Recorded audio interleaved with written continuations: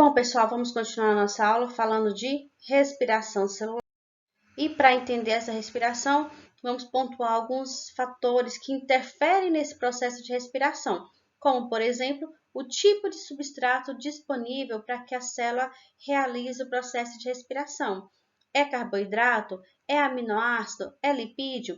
Todos esses elementos podem ser utilizados para poder realizar o processo de respiração. Normalmente a gente fala mais do carboidrato, que é o primeiro que ela consegue assimilar. Então, está disponível, tem carboidrato disponível, ela pega primeiro. Se não tem, ela vai usar o aminoácido, ela vai usar o lipídio, tá? Por isso que a gente fala basicamente sobre o carboidrato, porque é uma forma simples de você compreender esse processo de respiração. Mas você pode estudar, por exemplo, como que acontece a cadeia de um aminoácido, a cadeia de um lipídio, como também você pode estudar uma de carboidrato.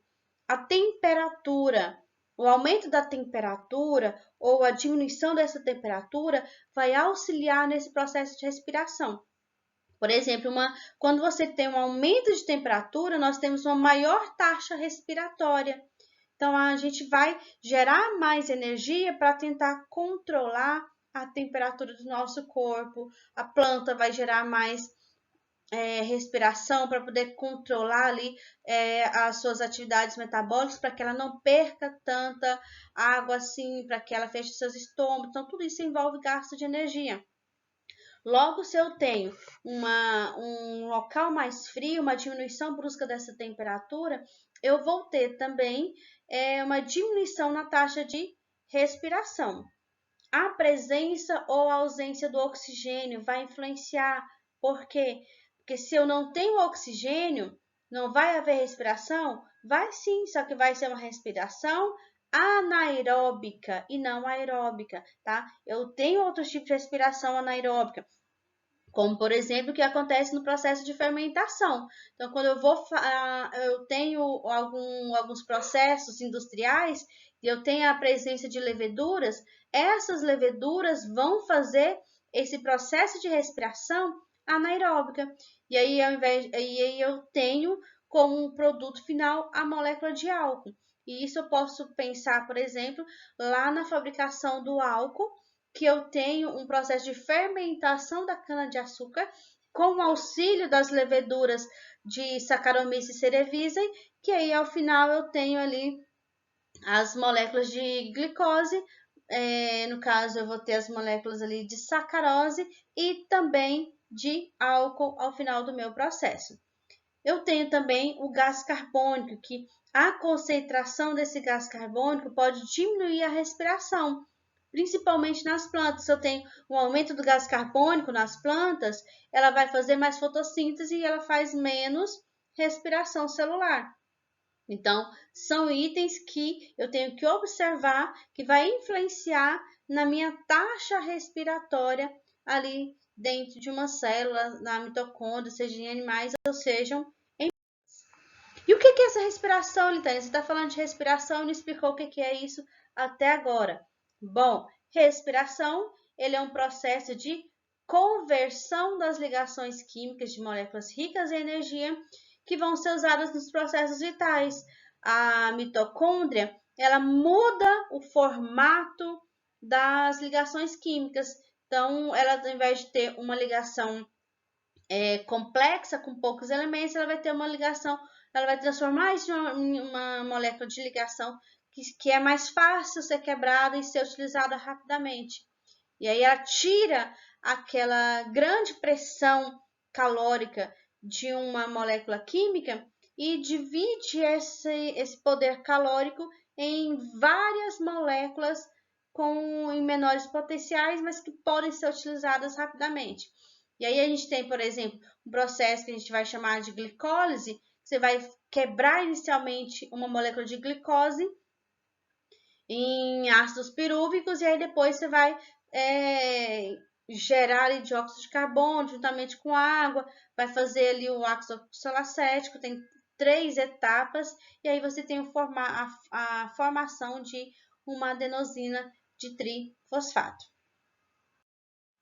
Existem 2 tipos de respiração, né? A anaeróbica e a aeróbica. anaeróbica, você não vai ter a presença do oxigênio, vai ser realizada aí por alguns micro-organismos, com auxílio de alguns micro-organismos. Eu coloquei aqui, por exemplo, a Saccharomyces cerevisiae, que é uma levedura. As nossas células musculares também podem fazer essa respiração anaeróbica para poder ter esse uso dessa energia. E tem também a respiração aeróbica, que a gente vai ter a presença de oxigênio, que vai ser normalmente utilizada. Então, a gente vai usar o processo de respiração com a presença desse oxigênio. Bom, na fermentação ou respiração anaeróbica, tá? Os dois termos são similares. Ocorre na ausência do oxigênio e algumas bactérias e fungos conseguem usar, mesmo se tiver o oxigênio ali presente. Ele consegue fazer a respiração anaeróbica, fazer a fermentação, mesmo que eu tenha oxigênio, mas eles não conseguem usar esse material na respiração. Então, quando a gente tem ali a produção de álcool, por exemplo, eu tenho aqui uma molécula de álcool etílico. Então, nesse processo de fermentação, eu tenho um resíduo que a gente chama de álcool. Então, isso não é interessante que isso aconteça no organismo humano o tempo todo. Por quê? Porque a gente vai ter como resíduo uma molécula de álcool e o álcool ele pode ser tóxico em excesso para alguns organismos. É realizada por leveduras, principalmente as da espécie Cerevisiae, bactérias. Então, a gente tem outras bactérias que vão fazer esse processo também. E a equação é mais ou menos isso. Você tem uma molécula de glicose, C6H12O6. Essa molécula vai ser transformada em uma molécula de álcool, mais duas moléculas de gás carbônico, mais a molécula de ATP. Então, você tem como resíduo da fermentação uma molécula de álcool. E aí, é interessante para o processo industrial, que eu consigo fazer a boa parte das bebidas que a gente conhece, né? Da cerveja aos destilados em geral, os vinhos e os uísques. Só que isso para alguns organismos, como no caso dos animais, se eu tenho a respiração anaeróbica em excesso, eu posso estar intoxicando aquele organismo. Ela possui duas etapas principais. A primeira delas é aquela onde a gente vai ter a glicólise, glicólise. Lise vem de quebra, de corte, né, de cortar algo. Então, você quebra a glicose e ela é oxidada a ácido pirúvico. Você pega uma molécula de glicose e transforma ela em 2 ácidos pirúvicos. Depois que ela é transformada em ácido pirúvico, você tem a formação de um aldeído acético e gás carbônico a partir desse ácido pirúvico. Mais tarde, esse aldeído acético ele é reduzido a uma molécula de álcool. E aí você tem a molécula de álcool, a molécula de gás carbônico e você tem a molécula de ATP. Já na respiração, nós temos 3 etapas, tá? Eu vou explicar para vocês, bem assim, de uma forma bem leve, para vocês ficarem tranquilos. E aí eu sei que vocês vão, mais na frente, vocês vão ter uma outra disciplina de fisiologia vegetal que vocês vão adentrar no ciclo de Krebs e vão compreender bem essa cadeia respiratória e a glicólise. Por enquanto, a gente precisa saber essas etapas. Na glicólise, o que acontece, o que vai ser realizado no ciclo de Krebs e a cadeia respiratória. Bom, a glicólise, já falei agorinha, lise vem de quebra, de cortar, e a glicó vem da glicose, então eu vou quebrar a glicose. Então, lá no citoplasma, antes de entrar no mitocôndria, uma enzima, ela identifica essa molécula de glicose e aí ela vai quebrar inicialmente essa molécula de glicose em 2 moléculas de ácido pirúvico. E aí, para que essa quebra inicial aconteça, são utilizadas 2 moléculas de ATP. Então, para poder gerar energia, eu tenho que gastar energia inicialmente, para poder fazer a ativação dessa molécula. E aí, quando ela é quebrada, ela vai formar 4 moléculas de ATP. Então quer dizer que na primeira etapa eu tenho uma glicose, eu uso 2 moléculas de ATP para quebrar essa glicose, e quando eu quebro a glicose, na formação de 2 moléculas de ácido pirúvico, eu tenho a geração de 4 moléculas de ATP, tá? Só que aí, como eu vou gastar 2, só vai me sobrar 2, porque eu gastei 2, aí ela repõe aquilo que ela usou. Então, o saldo dessa etapa é a formação de 2 moléculas de ATP, e acontece também uma formação de outra molécula chamada NAD. Esse NAD ele vai ser um armazenamento de ATP para a célula poder utilizar em outros processos, em outros momentos. No ciclo de Krebs, esse ciclo de Krebs vai acontecer na matriz mitocondrial. Tá? Então, aqui na matriz mitocondrial, lembra onde está a matriz mitocondrial? Deixa eu colocar. Bom, aqui, ó, a matriz mitocondrial é essa parte aqui, gelatinosa daqui de dentro, é onde vai ser realizado o ciclo de Krebs. E aqui no ciclo de Krebs, essas 2 moléculas de ácidos pirúvicos, elas vão entrar no ciclo, elas vão ser descarboxiladas e desidrogenadas. Descarboxiladas quer dizer que será retirado o oxigênio. Desidrogenada vai ser retirado o hidrogênio. Então, eu tenho a retirada de hidrogênios e oxigênios da molécula. E vai resultar em uma molécula de NAD, 2, e uma molécula de CO2, formando assim um grupo acetila. Então, nesse momento, tem a formação de uma molécula chamada de acetilcoenzima A. Essa acetilcoenzima A, dá para vocês visualizarem aqui na nossa setinha. Eu tinha aqui 2 moléculas de ácido pirúvico ou piruvato. Essas moléculas entraram no ciclo de Krebs e elas foram descarboxiladas, foram desidrogenadas. Houve a presença aí desse grupo chamado, dessa coenzima, né? Acetilcoenzima A. Ele vai integrar a molécula de piruvato e aí vai formar uma molécula chamada ácido oxalacético. Esse ácido oxalacético, ele vai se ligar a essa acetilcoenzima A e vai originar o ácido cítrico. Então, vamos repetir. Eu tenho uma molécula de piruvato que entra no ciclo de Krebs, ela vai receber uma coenzima chamada acetilcoenzima A. Quando essa acetilcoenzima A se integra ao piruvato, ela vai acrescentar aí uma molécula de 4 carbonos chamado ácido e vai formar o ácido oxalacético. Depois que esse ácido oxalacético está pronto, vai originar aí o ácido cítrico. Então, tem o piruvato transformado em ácido cítrico. E aí, esse ciclo ele vai ser contínuo. Ao final dessa junção e aí da retirada de elementos químicos da molécula, eu tenho um saldo de 8 NADs, 2 FADs e 2 ATPs. Então, para cada vez que eu junto ou que eu quebro ou que eu retiro essas moléculas, eu tenho a geração de calor. E essa geração de calor, essa geração de energia, ela vai sendo armazenada. Aqui tem aqui o ciclo de Krebs, muito similar a esse, é o que vocês vão estudar lá na fisiologia vegetal. Bom, você tem o quê? Você tem aqui a chegada aqui do piruvato.